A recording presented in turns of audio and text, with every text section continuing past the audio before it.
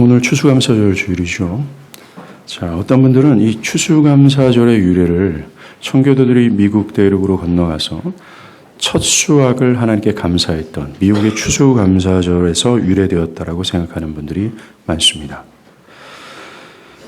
이렇게 추수감사절을 외부에서 유래된 것으로 이해하는 것은 옳지 않습니다. 또한 이 추석의 개념처럼 한 해의 수확을 감사하는 정도로 그치는 것 또한 아닙니다. 교회에서 드리는 추수감사절은 출애굽기 23장 16절에서 수장절을 지키라. 이는 네가 수고하여 이룬 것을 연말에 밭에서부터 거두어 저장함이니라. 즉 한 해의 농사를 추수하고 감사했던 수장절, 다른 말로는 초막절이라고 부르죠. 이것에서 유래된 것이 추수감사절입니다. 미국의 청교도들이 드렸던 추수감사절도 이것을 지킨 것으로 이해를 해야 된다는 거죠. 수장절은 레위기 23장 33절 이하에서 보는 것처럼 하나님께서 모세에게 율법으로 명령한 매우 주요한 절기입니다. 이것은 초막절이라고 불러요. 이 수장절은 총 8일 동안 진행이 되는데 첫날은 전체가 모여 거룩한 예배를 드립니다. 그리고 매일 7일 동안 화제를 드리고 8일째 되는 날에는 아무 노동도 하지 않고 성회로 모여 화제를 드립니다. 특별히 이 기간 동안 드리는 예배는 안식일에 드리는 것과 다른 것, 또 서원 제물 등 다른 모든 헌물과는 다른 이 날만을 위해서 드리는 제물을 드리도록 하셨습니다. 수장절을 초막절이라고 부르는 것은 이 감사 제사를 드리는 8일 동안 이스라엘 백성들은 초막을 지어서 그곳에 거했다라는 거죠. 이러한 이유 때문에 수장절을 초막절이라고 불렀던 겁니다. 이 수장절 또는 초막절에는 두 가지 의미가 있어요. 첫 번째는 여름 농사를 거둔 후에 하나님께 감사를 드리는 의미가 있습니다. 특별히 이 수장절에는요, 과실들, 그러니까 올리브, 무화과, 석류 등의 열매를 수확합니다. 우리가 읽은 40절처럼 한 해에 거둬들인 이 수많은 과실들, 이 풍성한 과실들을 가지고 하나님께 감사드리는 의미가 있죠. 사실 이스라엘 백성들이요, 가나안 땅에서 추수하는 것, 이것은 매우 특별한 의미를 가지고 있습니다. 가나안 땅은 비가 제때 내리기만 하면 세상에서 가장 생산성이 높은 비옥한 땅이다라고 말할 수 있습니다. 그러나 그 땅은 물을 흡수하는 모래 땅이기 때문에 비가 제때 적당량이 내리지 않으면 그 전체 지역은 큰 위기에 빠집니다. 비가 오지 않으면 순식간에 사막으로 변하는 겁니다. 또 비가 너무 많이 내리면 농작물의 피해는 커질 수밖에 없어요. 가나안 땅은 모래 땅이기 때문에 저수지나 댐에 물을 가둘 수가 없습니다. 금세 땅속으로 스며들기 때문에 그래요. 즉, 이 땅은 사람의 힘과 지혜로 미래의 기근을 대비할 수 없는 땅이라는 겁니다. 사람의 힘과 지혜로는 농사의 결실을 맺는 것이 불가능한 땅이 된다는 거예요. 그래서 이 땅은 오직 하늘의 완급 조절만을 의지해야 되며 철저히 하늘만 의존해야 될 땅이 바로 이 가나안 땅이에요. 하늘에서 때에 따라 적당량의 비를 내리거나 또는 햇빛을 비춰주지 않으면 사람의 모든 수고와 지혜를 다 모은다 해도 절대로 1년의 수확을 거둬들일 수 없는 땅이 가나안 땅이라는 겁니다. 결론적으로 하나님이 해주시는 은혜가 없이는 하나님께서 뭔가 해주시는 것을 의존해야만 살 수 있는 땅이 바로 가나안 땅이라는 거예요. 근데 우리가 여기서 생각할 것이 있습니다. 하나님은 왜 이런 땅을 적과 꿀이 흐르는 땅이라고 말했을까요? 즉 모든 신자들의 삶의 논리가 바로 이런 것이라고 얘기할까요? 적과 꿀이 흐르는 땅이라고 한다면 내가 좀 하고 내가 원하는 것이 빵빵빵 터지는 땅이 되면 참 좋겠는데, 그렇죠? 저 멀리 애굽에는 나일강이 있어요. 바벨론은 티그리스강이 있습니다. 1년 내내 물이 풍부합니다. 그에 반해 이스라엘은 단 하나의 강밖에 없어요. 요단강이요. 줄기는 좁고 비만 오지 않으면 금세 말라버리는 것이 바로 요단강입니다. 그리고 애국과 바벨론은요, 사람의 힘으로 물을 가둬둘 수 있고 또 흘려보낼 수가 있어요.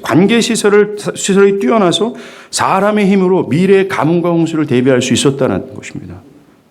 좀 복주겠다, 적과 꿀이 막 흐른다 라고 말씀하시면 그런 땅을 이스라엘에게 주시는 것이 마땅치 않겠나. 뭔가 눈에 띄게 미래가 보장되는 땅이 있잖아요. 잡히면, 내가 일구면 100배의 결실이 완전히 보장되어 있는 그런 땅, 그런 삶을 모든 신자들에게 줘야 그것이 복이다 라고 말해야 되지 않겠습니까? 근데 성경은 아니라고 얘기하는 거예요. 성경은 젖과 꿀이 흐르는 땅이 바로 가나안 땅이라고 얘기해요. 오직 하나님의 완급 조절에 의해서만 하나님을 의지할 때 생명을 유지하는 것 있잖아. 그게 바로 젖과 꿀이 흐르는 땅이야. 그게 신자들의 삶의 논리야 라고 말해주고 있는 겁니다. 사람의 힘으로는 현재와 미래를 조절할 수도 없고 현재의 나의 삶을 어떻게 조성할 수도 없는 전적으로 하나님의 공급하심만 매달려 살아가는 땅, 그게 신자의 삶인 젖과 꿀이 흐르는 땅이라는 것이며 그게 복이라고 얘기하고 있어요. 사랑하는 여러분, 우리가 하늘의 완급 조절만을 의존할 채 우리가 살아갈 때 불안과 두려움이 우리를 엄습하잖아요. 왜요? 우리는 보이지 않는 것에서는 두려워하는 요소들이 우리의 습성 가운데 있기 때문에 그렇습니다. 근데 왜 이것이 진짜로 젖과 꿀이 흐르는 땅이냐? 왜 하늘의 완급 조절만을 의존해서 겨우 살아갈 수 있는 것처럼 보이는 것이 왜 복 있는 삶이냐? 신명기 11장 10절이 말이에요. 네가 들어가 차지하려는 땅은 네가 나온 애굽 땅과 같지 아니한다. 거기서는 너희가 파종한 후에 발로 물대기를 채소밭과 댐과 같이 하였거니와 너희가 차지할 땅은 산과 골짜기에 있어서 비를 흡수하는 땅이요. 여기서가 중요해요. 네 여호와께서 돌보아 주시는 땅이라. 여호와의 눈이 항상 그 위에 있느니라. 맞아요. 그것은 연약하기 짝이 없는 인간이 현재와 미래를 움직일 수가 없어요. 그 땅은 온 우주에서 가장 뛰어나신 농부가, 가장 지혜가 뛰어나시고 모든 것을 능치 못할 하나님의 그 전능하신 주께서 돌보시는 땅이며 항상 그거를 주시하는 땅이 바로 그곳이기 때문이라고 얘기를 하는 겁니다. 이게 신자의 삶이에요. 신자의 삶이 복이 다른 데에 있는 게 아니라 뭔가 현재와 미래를 내 마음껏 조성할 수 있고 내 결실과 내 삶의 모든 스피드와 범위와 깊이 전체를 내 힘으로 뭔가 하고 조성할 수 있는 뭔가 그런 땅이 젖과 꿀이 흐르는 땅이라고 세상의 모든 사람들은 말하는데 성경은 그게 아니야. 너의 미래가 전혀 보이지 않아. 근데 하늘만을 확신하면서 살아가야 돼 라고 했던 그 이유가 뭐예요? 가장 뛰어나신 농부가 우리의 삶을 돌보시고 바라보시기 때문에 그렇다는 겁니다. 사랑하는 여러분, 여러분들은 무슨 삶을 택할 거예요?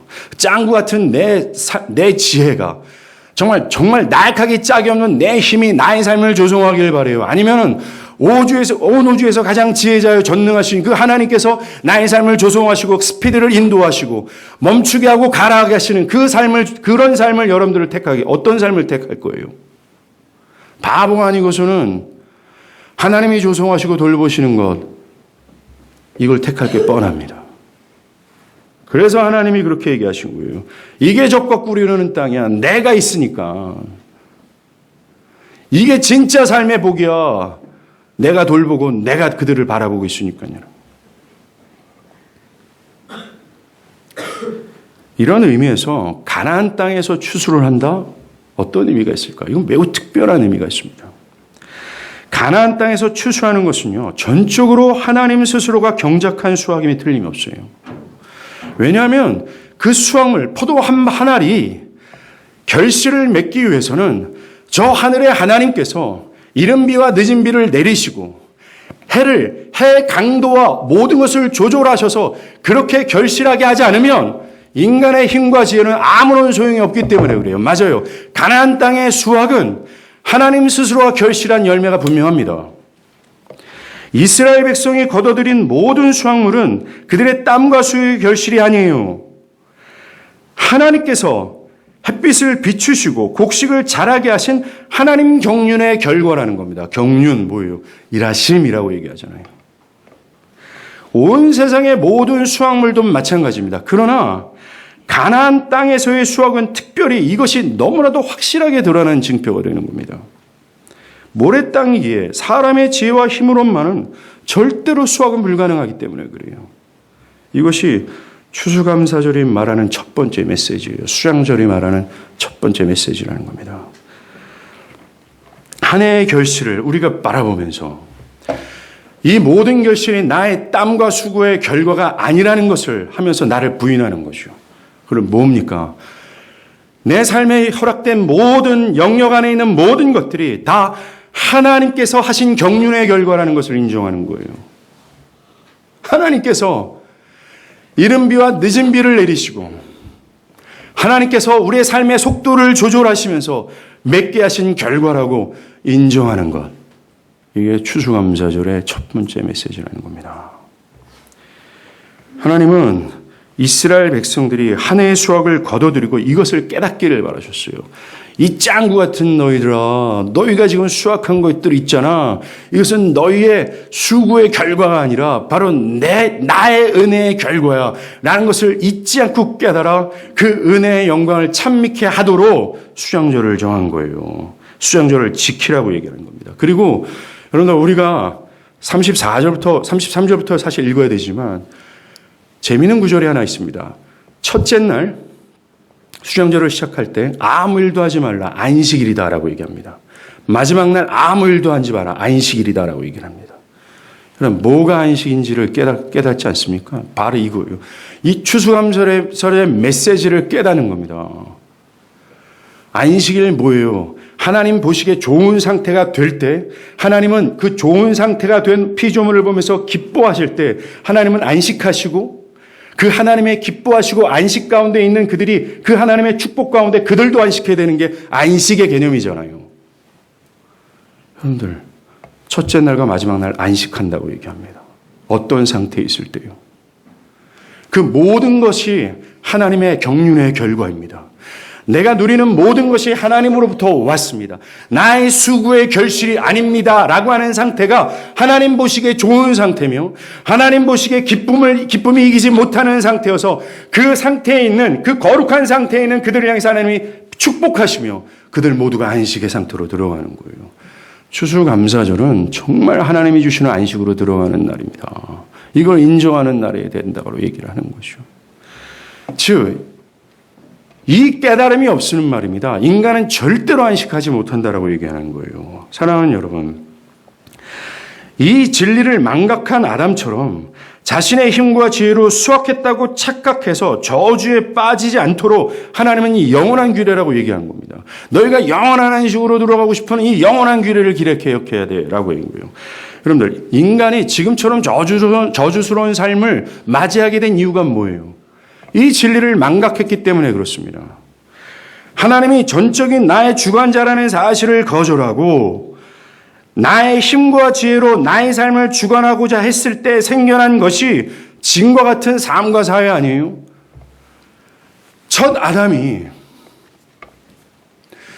하나님 자기가 눈에 보이는 모든 피조 세계와 자기에게 허락된 이 에덴 동산의 모든 것이 하나님으로부터 왔으며 하나님을 내가 전폭적으로 의존해야 되만 이 가난의 삶의 논리로 살아갈 때에만 나의 생명이 유지될 수 있다는 사실을 깨달았어야 돼요. 근데 아담이 뭐라고 얘기해요? 미쳤습니까? 전적으로 하나님을 의지하게 내 삶 내가 주인이 될 거예요. 내가 하나님 될 거예요. 라고 하자 어떻게 됩니까? 안식을 잃어버렸잖아요. 저주였습니다. 그래서 하나님은 당신의 사랑하는 백성들에게 정말 이 진리 제대로 깨달아서 하나님 안에서 적과 꿀이 흐르는 땅에 살아가는 복을 누리도록 이걸 명령한 거예요. 추수감사절을 말입니다. 우리는 한 해를 돌아보면서 거두어들인 모든 것, 내가 가진 것들이 있잖아요. 내 물질, 사업의 손익, 나의 자녀와 그들의 건강, 가정, 학업, 허락된 직장, 그것으로부터 거둬들이는 모든 수확이 하나님의 결심을 인정해야 됩니다. 그리고 그의 솜씨를 찬양해야 돼요. 와우, 그 모든 것이 하나님의 완급조절의 결실이라는 것을 인정하는 거죠. 하나님께서 늦은 비와 이른 비를 내리신 결과라는 것을 인정하면서 그 인정한 가운데 그 결실을 그 하나님의 것을 나에게 주신 것에 감사하는 겁니다. 지금 여러분의 현실에서 주어진 모든 것이 하나님의 것이에요. 내가 경영하는 사업체, 생계를 유지하게 하는 나의 직장, 은행 어카운트에는 나의 잔고들, 내 자녀들, 내 생명, 내 미래, 내 가정, 내 결혼, 모든 것이 하나님의 경영의 결과라는 겁니다.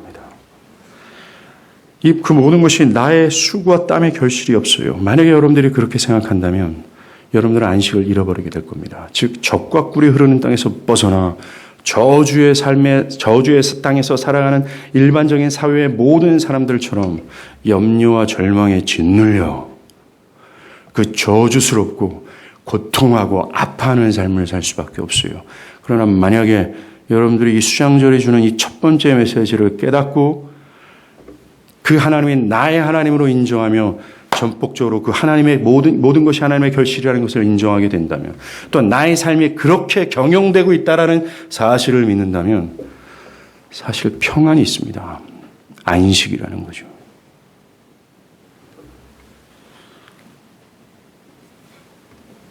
우리는 이 모든 것을 주신 하나님께 감사해야 돼요.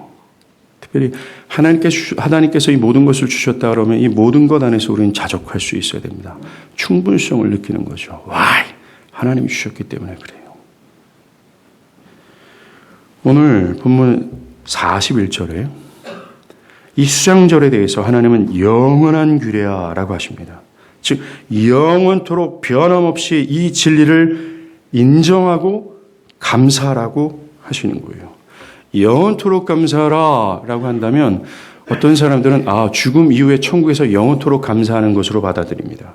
아니에요. 아니면 어떤 사람들은 감사할 만한 상황에서 감사하라고 얘기하는 것 같아 보입니다. 그것도 아닙니다. 영원토록 감사하라는 것은 매 순간 언제나 어디서나 하나님께서 나의 삶을 경작하고 계시고 나의 삶은 하나님의 완급 조절로 인해 하나님의 주권적인 섭리 안에 살아가고 있다는 사실을 인정하고 감사하는 거예요. 모든 상황 속에서. 여러분 신구약 성경을 들여다봐도요. 또 교회 역사에서 나타나는 믿음의 선진들 있지 않습니까?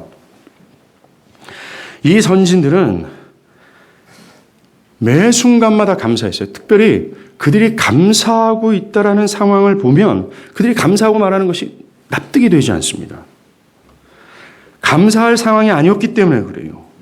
자신을 죽이려고 하는 자들이 뒤따르고 있는 상황이었어요. 가진 것이 사라지고 집안의 석가래가 무너지고 있는 절망적인 상황 가운데 그들은 감사했기 때문에 그렇습니다. 대표적인 인물이 다윗이잖아요. 그는 아둘람굴에 숨어 있었어요. 사울이 죽이고자 하니까. 변방의 모든 민족들로 도망갔지만 그곳에도 살아가지 말고 이 유다 광야에서 살아가라고 하나님 말씀하셨고 그 명령에 따라서 살아간 곳이 아둘람굴이에요. 습기가 가득 차고 암흑이 가득합니다. 그를 뒤따르는 사람들은 정말 성경에서는 병신 같은 자, 빚진 자, 절망스러운 상황, 이런 상황 가운데 그는 뭐라고 얘기해요? 내가 주께 감사하며. 그가 감사한 건 억지가 아니었습니다. 감사하게 되면 하나님이 우리의 삶을 좀 변화시켜 주겠지. 감사하면 하나님께서 상을 베풀어서 뭔가 이 절망스러운 상황을 좀 변화시켜 주겠지. 이러한 마음으로 감사하는, 그게 감사예요. 꼼수지. 감사는 하나의 주문도 아니에요. 감사하니까 감사하는 겁니다. 그 감사할 수밖에 없는 이 화라산 같은 내 영혼 안에 하나님을 향한 그 격정하는 마음이 튀어나와서 감사할 수밖에 없는데, 근데 그런 감사가 아둘람굴에 있었던 다윗이 했다라고 얘기하는 겁니다. 그리고 17세기잖아요. 복음을 전한다라는 이유로 감옥에 투옥되어서 눈먼 딸과 헤어지는 이 고통이 이 뼈에서 살이 뜯겨져 나가는 고통이라고 고백했던 존 버년. 그는 하나님께 감사했습니다. 30대 초반에 하나님의 부르심을 받고서 인디안 선교를 하다가 피를 토하며 요절했던 젊은 브레이너드. 그는 그리스도의 은혜와 사랑에 전율하며 감사하며 마지막에 찬미하며 갔어요. 평생의 우울증에 시달렸던 윌리엄 쿠퍼도 교회의 머리는 그리스도지 영국의 국왕이 아니다 라고 하면서 그것을 처리하자면 죽인다라고 하는 이 정부의 유혹도 거절하면서 죽어왔던 스코틀랜드의 언약도들처럼. 과거 우리 믿음의 선조들은 환난과 핍박 가운데도 감사했던 자들이었어요. 그들이 무엇을 감사했을까요? 삶이 그전보다 더 윤택해진 것 때문에? 아니면 자신이 원하던 육적인 열망이 성취된 것 때문에? 아니면 그지 같은 상황이 내가 원하는 대로 풀렸기 때문에? 결코 아니었잖아요. 그들이 왜 이렇게 감사할 수 있었을까요? 왜 이들은 영원토록 감사하고 언제나 감사할 수 있을까요? 바울도 범사에 감사하라고 얘기합니다. 범사, 모든 일에 있어서 감사한다고 얘기해요. 환난 때도, 공고함 때도, 박해 때도, 기근이나 외로움이나 어떤 위험에서나, 심지어 바울이 말한 것처럼 우리가 종일 주를 위하여 죽음을 당하게 되며 도살할 양같이 여김을 받는 상황에서도 범사에 감사하라고 얘기합니다. 바울은 그가 말한 대로 진짜 범사에 감사했어요. 바울과 실라가 빌립보 도시에서 복음을 전했습니다. 그곳에 귀신 들려서 용하게 점을 치는 여종이 있었어요. 그 여종의 주인은 이 여종을 이용해서 돈을 벌고 있었습니다. 이 여종은 주인에게 불의하게 착취를 당하고 있었던 거예요. 그런 불쌍한 여종을 위해 바울이 예수의 이름으로 귀신을 쫓아내줍니다. 그러자 여종의 주인이 자신의 돈줄이 끊어졌다는 사실로 인해 악한 감정을 품고 바울과 실라를 거짓으로 증언하여 고소합니다. 사람들은 바울과 실라를 공공장소에 세우고 그 옷을 벗기고 로마 행정관에게 채찍을 가하라고 요청하는 거예요. 아마도 바울이 고린도후서 11장 25절이죠. 이때 언급했던 내가 3번의 태장을 맞았다라고 할 때에 한 번이라는 겁니다. 정말 그는 인생에서 평생 잊지 못할 큰 매를 이때 맞은 거예요. 그의 등가죽은 찢어졌습니다. 피가 흐르고 팔다리는 심한 통증과 함께 부어오르는 거죠. 그의 발목은 쇠사슬에 단단히 묶였습니다. 그는 죄질이 가장 악한 죄수들이 갇히는 가장 깊은 감옥에 갇혔어요. 그는 정말 박해를 받아 환난과 곤고와 위험과 도살할 양같이 여김을 받는 상황에 놓인 거예요. 바울과 실라가 뭘 잘못했어요? 분명히 바울은 선한 일을 했습니다. 부당하게 착취당하는 그 여종을, 그 악한 귀신에 정말 눌려있는 그 여종을 자유케 한 거예요. 하나님의 영광을 위해서 일했어요. 그런데 지금과 같은 처지가 됐습니다. 분명히 절망해야 돼요. 원망해야 돼 마땅하면. 하나님 내가 뭘 잘못했어요? 여러분들 이러한 상황에 여러분들이 처해 있는 적이 있었습니까? 그럴 때 우리 입술은 블레임이 막 원망이 막 몸의 통증으로 막 신음해야 됩니다. 하나님 도대체 내가 뭘 잘못했습니까? 내가 뭘 했길래 이렇게 억울한 일을 내가 당합니까? 그런데 모든 사람들의 예상을 깨죠. 바울과 실라의 입술에는 기도와 감사가 터집니다. 이들의 감사는 그냥 망연자실한 가운데 그래 감사를 하자라고 했던 감사가 아닙니다. 그것이 어떻게 가능했을까요? 바울과 실라는 분명히 자기들이 갇힌 것, 억울한 일을 당한 것, 양손 양발에 족쇄가 매어있는 이 표면적인 삶을 바라보지 않은 것이 분명해요. 영원토록 감사할 수 있는 것은 당장의 삶의 표면만 보는 자들에게는 불가능한 요구가 됩니다. 고통이 지속되고 삶이 개선될 여지가 없어요. 숨이 막혀옵니다. 그런 상황에서도 감사하라. 그런 상황에 하나님을 의지해라. 삶의 표면만 바라볼 수 있는 자들. 지금 우리가 얘기하는 그 영원한 것을 보지 못하는 사람들. 매우 근시한 적이라서 지금 나의 삶에 감옥에 있고 족쇄가 묶여있는 이 표면만 바라보는 사람들 있잖아요. 이 사람들은 그런 상황에 감사해, 하나님을 좀 의지해 라고 말하는 것이 자신의 염장을 지르는 것과 같이 들릴 수밖에 없어요. 극도의 분노입니다. 그들은 삶의 표면에 풍랑이 없을 때만 감사할 수 있어요. 그러나 풍랑이 일면 비바람이 불고 저 밑에 저 바다 밑 바닥으로 곤두박질 치는 작은 배어처럼 요동합니다. 반대로 삶의 표면만 보지 않고 자신의 삶을 주관하시는 하나님의 손길을 바라보는 자라면 범사에 감사할 수 있는 것을 능히 따를 수 있어요. 보이지 않는 세계에 눈이 열리고 영원한 것을 소중히 여기는 자들은 삶의 표면에 풍랑이 일고 비바람에 칠 때도 고요합니다. 삶의 가장 깊은 곳을 바라봅니다. 영광스러운 하나님께서 지금도 늦은 비와 이른 비를 우리의 삶에, 나의 삶에 내리시고 있고 나의 삶을 경작하고 있으며 하나님을 향한 하나님의 경륜은 멈추지 않았다라는 것을 믿어요.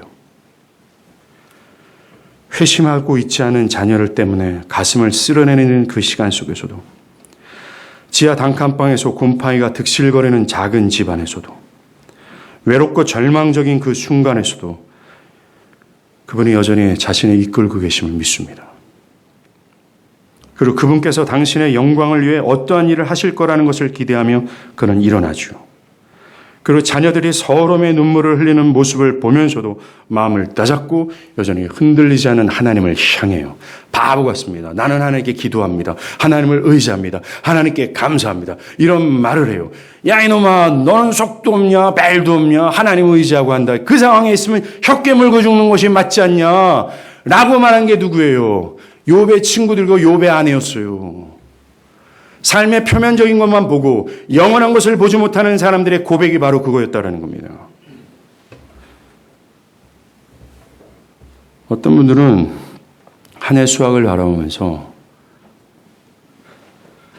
지금의 상황 때문에 감사가 넘치지 않을 수 있습니다. 감사보다는 원망, 감사가 주는 소망보다는 근심이 주는 두려움에 사로잡혀 있는 분들도 있을 수 있습니다. 사실 저는 이 말씀을 준비할 때 제 자신이 그랬습니다. 저의 마음은 한 해를 돌아보면서 지나온 과거 속에서 하나님께서 베푸신 은혜를 상상하며 감사하기를 바랬어요. 분명히 하나님의 은혜와 공급하심 때문에 감사합니다. 그러나 그 반면 상처가 있고 무거운 진처럼 느껴지는 사안들, 이것이 즐비하게 있다는 것을 느꼈습니다. 저도 어떠한 분들처럼 좋은 환경을 주신 하나님께 감사할 수 있고, 좋은 학업을 하게 하시고, 좋은 학위를 또한 갖게 하시고, 좋은 사람을 만나게 하신 것 때문에 감사할 수 있습니다. 저 또한 이 모든 것에 감사합니다. 그리고 마땅히 감사를 드려야 될 거예요. 그러나 이 모든 표면적인 것들이 나를 영원토록 감사하지 못하게 하는 것을 저는 깨달았습니다. 그런 것들이 저 자신이 충분성을 느끼며 감사를 하지 못하게 했어요. 바울처럼 빌립보 감옥이 주는 엄청난 중압감을 뚫고 화라성 같은 이 감사의 찬양을 하지 못하도록, 그렇게 하도록 하는 그 요소가 되지 못했다라는 겁니다. 분명히 감사하긴 합니다. 그러나 이 표면적인 안정과 주어진 모든 상태가 절대로 저에게 충분성을 주지 못하는 거예요. 왜냐하면 그것은 영원하지 않고 곧 사라질 수 있기 때문에 그렇습니다. 저는 금세라도 사라질 것들에 대해서, 또 금세라도 무너질 수 있는 편안한 상태로 인해서 충분한 감사를 드리지 못한다는 생각이 들었습니다. 지금도 마찬가지예요. 내가 원하는 것은 절대로 사라지지 않는 것에 대한 감사 있잖아요. 절대로 무너지지 않는 그 영원성을 갖고 있는 것 때문에 감사할 수 있다는 것, 그것을 원했습니다. 그런 영원불멸한 것이 제가 가지고 있는 것으로, 그것이 나의 것이고 그것이 나와 관계되어 있다는 사실로 내가 충분성을 느끼고 감사하는 것, 그렇다면 그것 때문에 나는 영원히 감사할 수 있다는 사실을 느꼈습니다. 사랑하는 여러분, 절대로 사라지지 않고 절대로 취소되지 않으며 영원불멸한 것이 뭡니까? 지금 우리가 지금까지 얘기했던 영원토록 감사하는 것, 범사에 감사를 말했던 이 바울과 데이비드 브레너과 존 버년과 다윗과 윌리엄 쿠퍼가 거지 같은 상황 가운데도 여전히 낙심치 않고 감사하고 은혜의 영광을 찬미했던 그 이유가 환경 때문일까요? 표면적인 삶 때문이었을까요? 절대로 아닙니다. 그들은 영원한 것 때문에 그랬어요. 뭡니까? 하나님 자신입니다.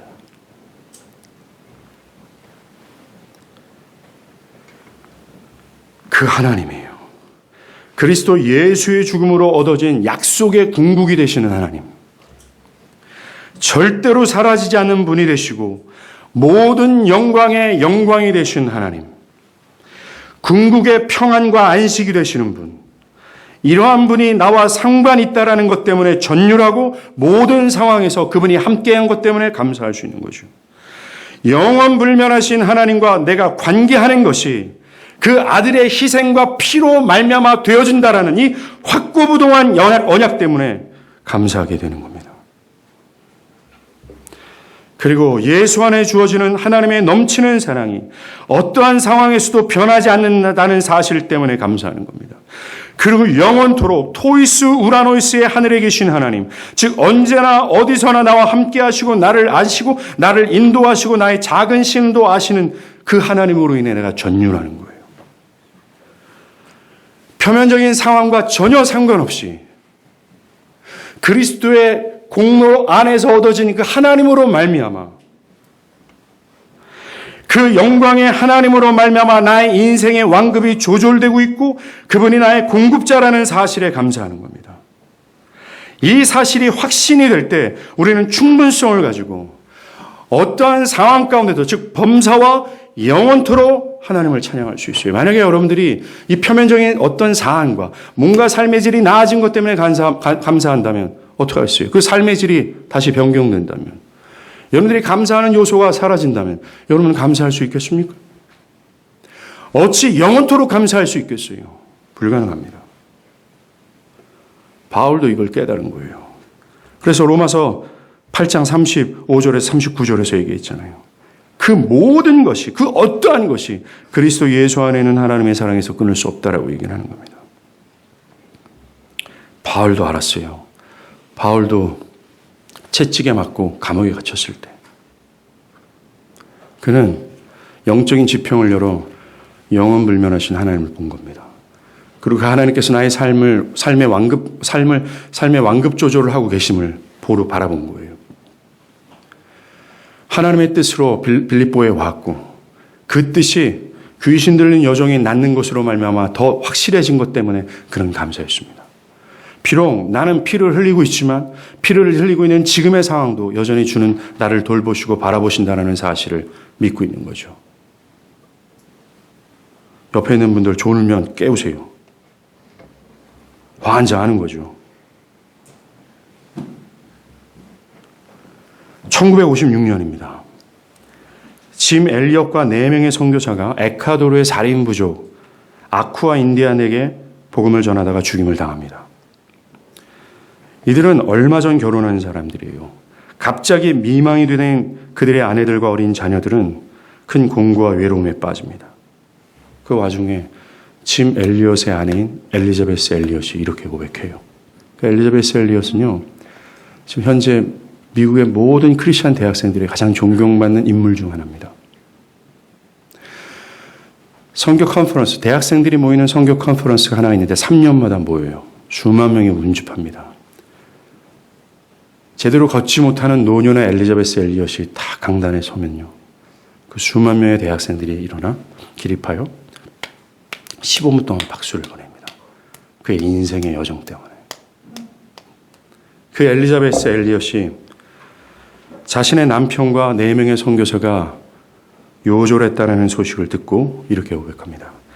사랑하는 남편들의 현 상태에 대해서만은 의문의 여지가 없다. 그들은 그리스도와 함께 있다. 그는 영혼을 보는 겁니다. 지금 절망과 하나님 왜 그랬어요? 라고 할 만한 그 원망스러운 상황에 그들은 나의 남편과 그 나머지 4명의 남편들이 그리스도와 함께 있다는 영원성을 보는 겁니다. 그리고 이렇게 말합니다. 다시 한번 구약의 말씀이 마음에 떠올랐다. 이 모든 일이 우리에게 임하였으나 우리가 주를 잊지 아니한다.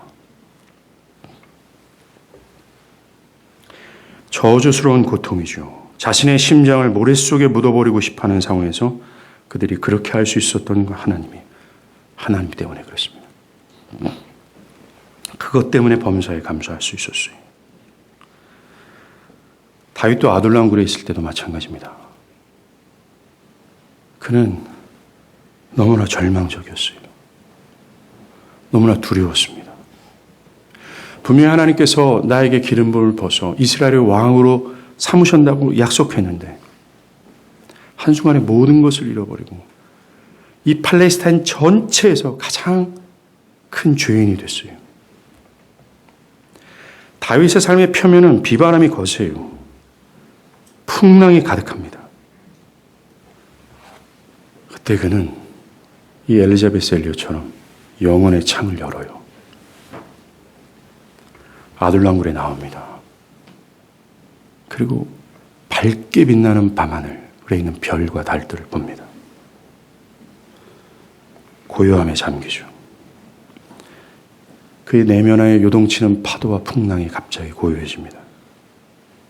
Why? 그 하나님을 바라보고 있기 때문에 그래요. 그는 아둘람굴 뒤편에 계신 하나님을 보는 겁니다.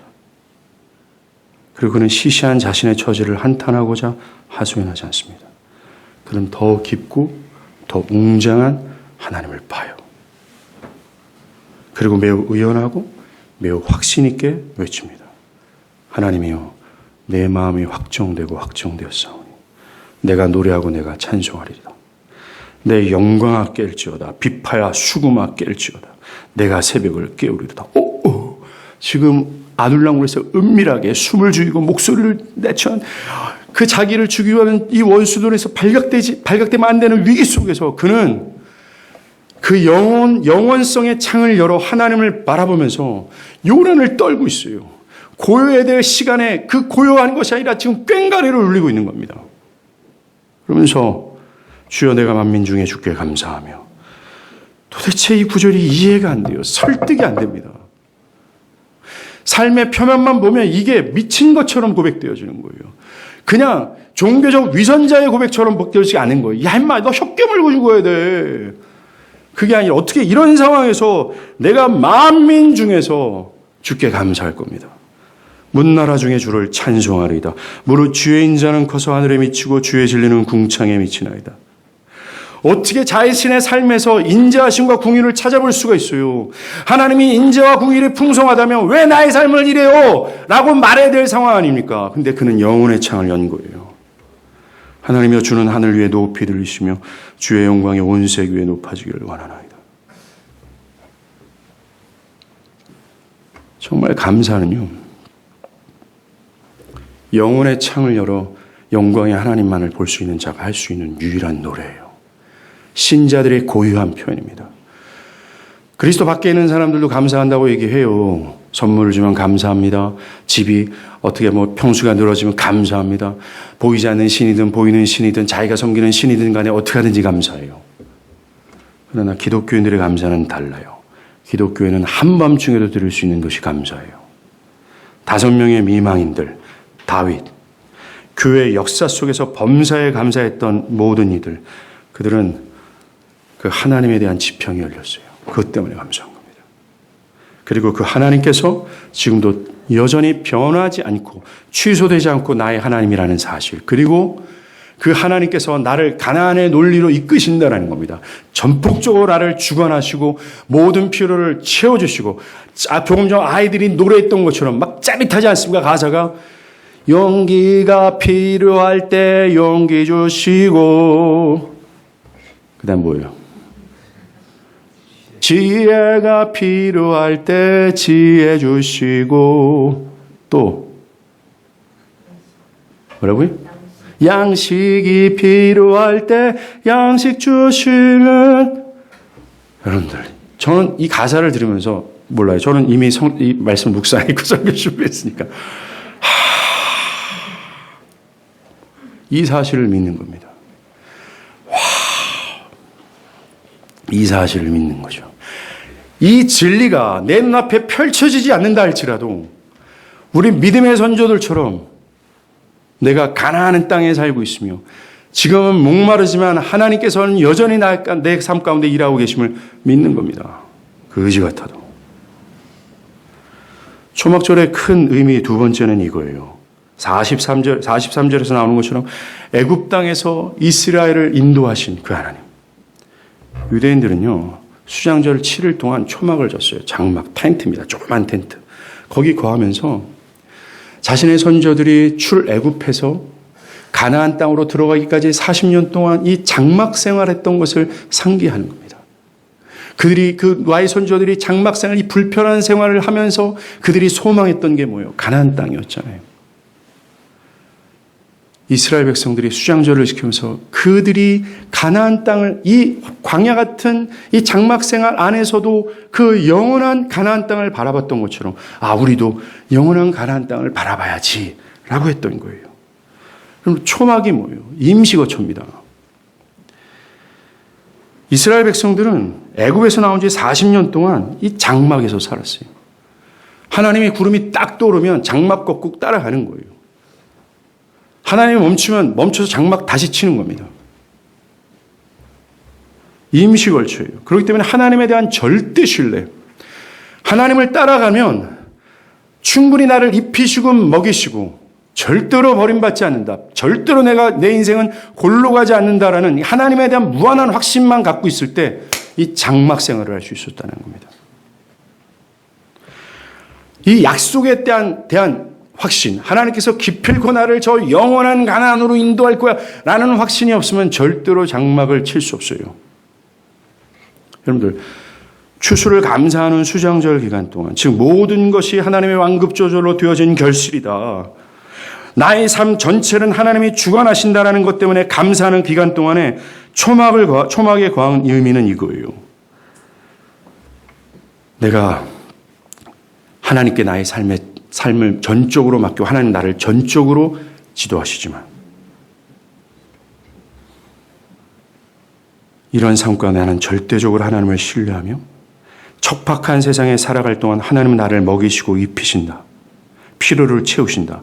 라는 절대 신뢰를 고백하고 결단하는 거예요. 추수감사절을 맞이했어요. 여러분들, 우리가 농사도 안 져요. 추수감사절은 단순히 감사하는 의미만 있는 것이 아닙니다. 추수감사절은 결단하는 시간이에요. 자, 저를 보세요. 하나님께서 나의 삶 전체를 완급조절한다는 이 사실을 인정하며 그 완급조절에 따라 내가 살아가겠습니다. 내가 하나님 무한히 신뢰하면서 하나님께서는 나를 입히시고 먹이실 겁니다. 라는 시간을, 내 믿음을 결단하는 시간이에요.